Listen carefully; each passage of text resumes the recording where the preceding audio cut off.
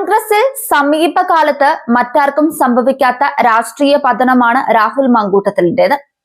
അതിവേഗം നേടിയ ഉയർച്ചയ്ക്ക് അതിനേക്കാൾ ആഴമേറിയ പതനമാണ് പിന്നാലെ വന്നത്. ഒന്നിലധികം ബലാത്സംഗ ആരോപണങ്ങളും ഗുരുതരമായ ലൈംഗിക ആരോപണങ്ങളും ഉയർന്ന സാഹചര്യത്തിൽ രാഹുൽ മാങ്കൂട്ടത്തിലിന്റെ MLA സ്ഥാനം നഷ്ടപ്പെടാനുള്ള സാധ്യത ശക്തമാകുകയാണ്. ഒന്നിലധികം ലൈംഗിക പീഡന കേസുകളിൽ പ്രതിയായ MLA അയോഗ്യനാക്കണമെന്നാവശ്യപ്പെട്ട് DK മുരളി നൽകിയ പരാതി നിയമസഭയുടെ പ്രിവിലേജ് ആൻഡ് എത്തിക്സ് കമ്മിറ്റി ഫെബ്രുവരി 2 പരിഗണിക്കും. രാഹുലിന്റെ വാദം കൂട്ടി കേട്ട ശേഷമായിരിക്കും അയോഗ്യത സംബന്ധിച്ച അന്തിമ തീരുമാനം. MLA-മാരുടെ പെരുമാറ്റച്ചട്ടത്തിൽ ഇത്തരം ഗുരുതര കുറ്റകൃത്യങ്ങളിൽ ആരോപണം നേരിടുന്നവരെ അയോഗ്യരാക്കാനുള്ള വ്യവസ്ഥകൾ വ്യക്തമാക്കിയിട്ടുണ്ടെന്നതാണ് നിർണായകമായത്.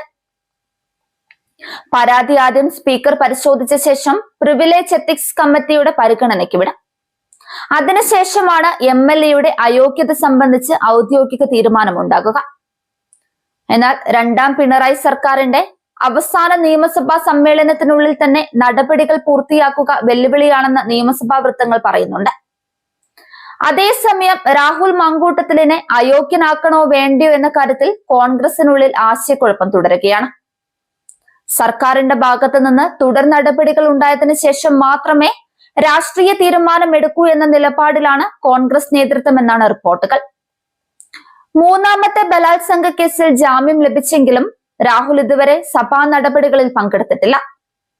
പത്തനംതിട്ട അടൂരിലെ വീട്ടിൽ കഴിയുന്ന അദ്ദേഹം MLA എന്ന നിലയിൽ ആദ്യമായി അവതരിപ്പിക്കപ്പെട്ട KN ബാലഗോപാലിന്റെ ബജറ്റ് അവതരണത്തിലും സാന്നിധ്യം രേഖപ്പെടുത്താൻ തയ്യാറായിട്ടില്ല. MLA പദവി സാങ്കേതികത്വത്തിന്റെ പേരിൽ നിലനിൽക്കുന്നുണ്ടെങ്കിലും പാർട്ടി സസ്പെൻഷനോടെ രാഹുൽ ഇപ്പോൾ സംരക്ഷണമില്ലാത്ത MLA ആയി മാറിയിരിക്കുകയാണ്.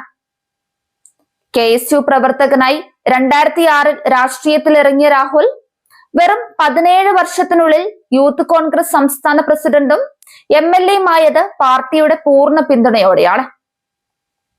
ചാനൽ ചർച്ചകളിലെ വാക്ചാതുരിയും ആക്രമണ ശൈലിയുമാണ് രാഹുലിനെ പാർട്ടിയുടെ മുഖമായി ഉയർത്തിയത്. എന്നാൽ അതേ ആത്മവിശ്വാസവും അതിരുവിട്ട പെരുമാറ്റവുമാണ് ഇന്ന് അദ്ദേഹത്തെ രാഷ്ട്രീയ പ്രതിസന്ധിയിലാക്കിയത്. പത്മജ വേണുഗോപാലിനെതിരെ നടത്തിയ പരിഹാസ പരാമർശം, PJ കുര്യനോടുള്ള പരസ്യ വിമർശനം, പ്രതിപക്ഷ നേതാവിന്റെ വിലക്ക് മറികടന്ന് PV അൻവറിന്റെ വീട്ടിലെ അർദ്ധരാത്രി സന്ദർശനം, യൂത്ത് കോൺഗ്രസ് തെരഞ്ഞെടുപ്പിലെ വ്യാജ വോട്ട് ആരോപണങ്ങൾ എല്ലാം ചേർന്നാണ് രാഹുലിനെ വിവാദങ്ങളുടെ സ്ഥിരം കേന്ദ്രമാക്കിയത്. എന്നാൽ യഥാർത്ഥ കുരുക്ക് വീണത് പുറത്തു വന്ന ശബ്ദ സന്ദേശത്തോടെയാണ്.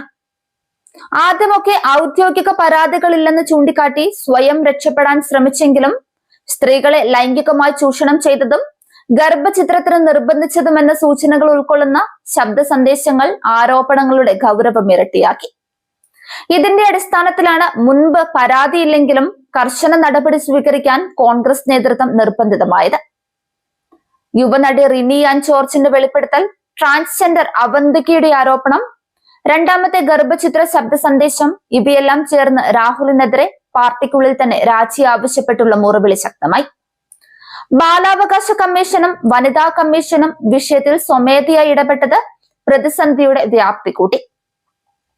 ഒരു കാലത്ത് കോൺഗ്രസിന്റെ ഭാവി നേതാവെന്ന് വാഴ്ത്തപ്പെട്ട രാഹുൽ മാങ്കൂട്ടത്തിൽ ഇന്ന് അയോഗ്യതയും നിയമ നടപടികളും രാഷ്ട്രീയ ഒറ്റപ്പെടലും നേരിടുന്ന പ്രതിസന്ധി പ്രതീകമായി മാറിയിരിക്കുകയാണ്.